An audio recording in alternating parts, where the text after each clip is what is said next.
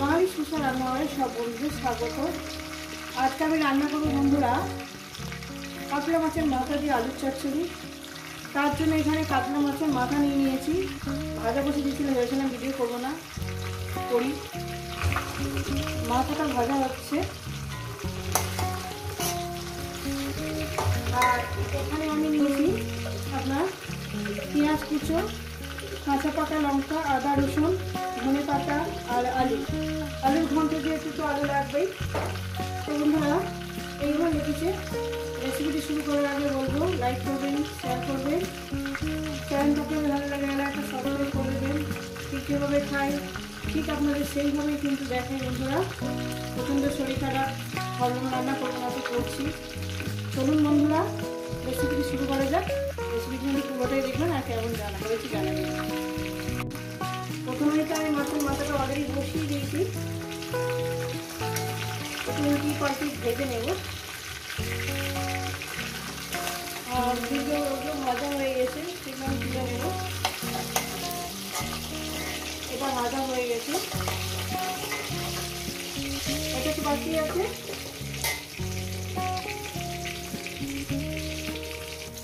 মাছের মাথাটা আমার ভাজা হয়ে গেছে, তুলে নিলাম। আর ওই তেলের মধ্যে আমি আর তেল দেবো না, ওই তেল আমার ঠিকই আছে। ওই তেলের মধ্যে দিয়ে দেবো একটু জিরে ফোড়ন, অল্প সামান্য পরিমাণে জিরে ফোড়ন দিলাম। ছোট সাইজের একটা তেজপাতা 3 টুকরো করে দিলাম। এখানে গোটা গরম মশলা আর কয়েক সেকেন্ড একটু ভেজে নেব। মশলাটার মধ্যে আমি তো মশলাটা বানানো দেখাইনি, মশলাটা আমি কিনেছি দেখাচ্ছি। দিয়ে দেবো এখানে আলু। রেসিপিটা আপনাদের কেমন লাগছে অবশ্যই কিন্তু বলবেন। আলুটাকে দিয়ে দিলাম, আলুটাকে সুন্দর করে আমি একটু ভেজে নেব। দিয়ে দেবো এখানে লবণ, পরিমাণ মতন লবণটা আমি দিয়ে দেবো। 1 চামচ লবণ দিলাম, যেহেতু তেলের মধ্যে লবণ আছে আর লাগবে না। এটাকে আলুটা আমি 3-4 মিনিট ধরে আলুটাকে সুন্দর করে আমি ভেজে নেব।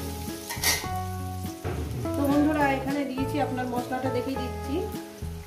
একটা বড় সাইজের টমেটো হাফ দিয়েছি, আদা রসুন, কাঁচা পাকা লঙ্কা, জিরে ধনের গুঁড়ো, হলুদের গুঁড়ো আর গরম মশলা আছে। এটা আমি ভালো করে পেস্ট বানিয়ে নেব। তো বন্ধুরা আলুগুলো আমার ভাজা হয়ে গেছে, দেখছেন? আলুগুলো আমি মাছের মধ্যে তুলে নিচ্ছি।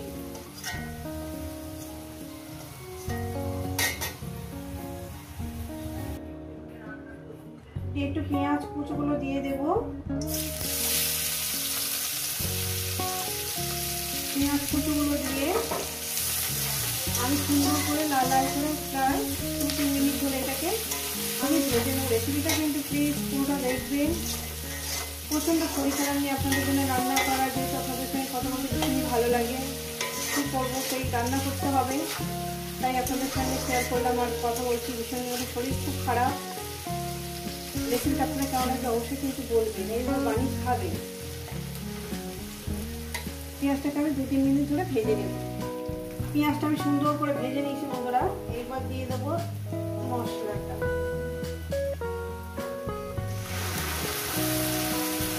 মশলার বাটি দেওয়া জলটা দেব, দিয়ে দেবো জলটা। এবার আমি মশলাটাকে সুন্দর করে কষিয়ে নেব।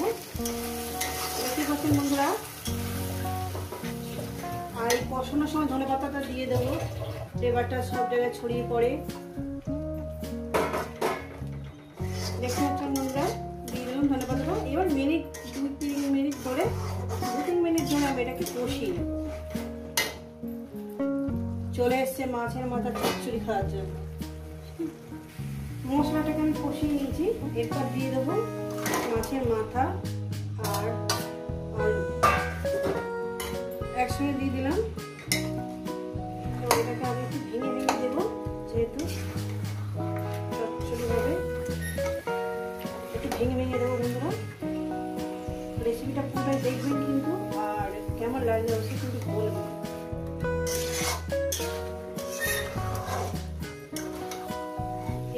ভেঙে ভেঙে দেবো।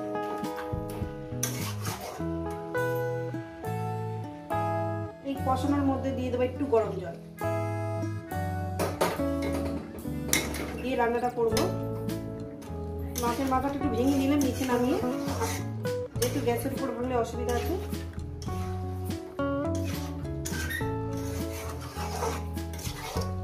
গরম জল দেবেন, ঠান্ডা জল দেবেন। এবার মিনিমাম আরো 2-3 মিনিট এটাকে কষিয়ে নেব, তারপর একটু জল দেব। কষানো হয়ে গেছে, এবার দিয়ে দেবো জল, গরম জল।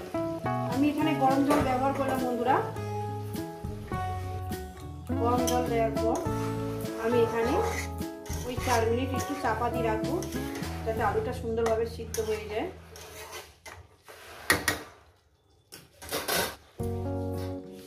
এখানে চাপা দিয়ে দিলাম, ফিরছি আরো 4-5 মিনিট পর। দিয়ে দেবো এখানে কয়েক দানা চিনি, এই যে দেখুন বন্ধুরা কয়েক দানা চিনি দিলাম, দিয়ে আরো 2-3 মিনিট রান্না করবো, নামিয়ে দেবো। তো বন্ধুরা আমার হয়ে গেছে কাতলা মাছের মাথা দিয়ে আলুর চচ্চড়ি বা আলুর ঘন্ট হয়ে গেছে। এটা আমি নামিয়ে দেখাচ্ছি। তো বন্ধুরা প্রচন্ড গরম, দেখুন এই রেসিপি যদি আপনাদের ভালো লেগে থাকে অবশ্যই কিন্তু কমেন্ট করে জানাবেন। রেসিপিটাকে লাইক করবেন, শেয়ার করবেন, চ্যানেলটা আপনাদের ভালো লেগে এটা সাবস্ক্রাইব করে নেবেন। আবার নতুন কোনো রেসিপির সঙ্গে দেখা হচ্ছে। সবাইকে বলে সুস্থ থাকবেন, ভালো থাকবেন, আর আমার নিত্য নতুন ভিডিও দেখবেন। গরম লাগছে বলে কীভাবে ধরে দেখাচ্ছি আপনাদের, দেখতেও সুন্দর, খেতেও সুন্দর। আবার দেখা হচ্ছে বন্ধুদের সঙ্গে। সবাইকে বলে সুস্থ থাকবেন। প্রচন্ড গরম।